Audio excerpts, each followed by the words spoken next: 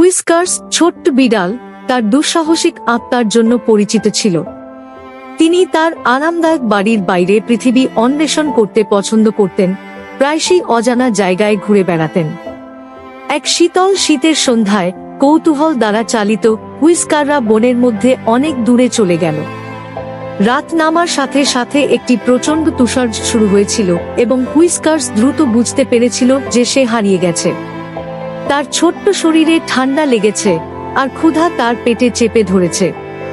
সে তার ফিরে যাওয়ার পথ খুঁজে বের করার চেষ্টা করেছিল, কিন্তু অন্ধ তুষার সবকিছুকে একই রকম দেখায়।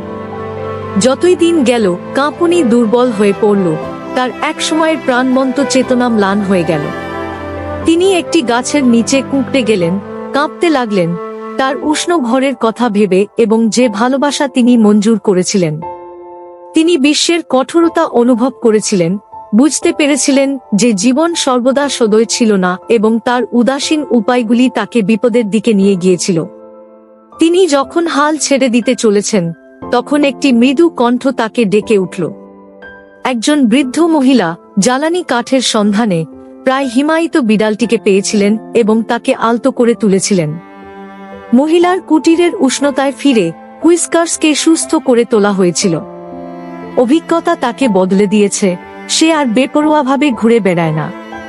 ফিস করা শিখেছে যে কষ্ট তাকে বাড়ির মূল্য, ভালোবাসা এবং সতর্কতা শিখিয়েছে।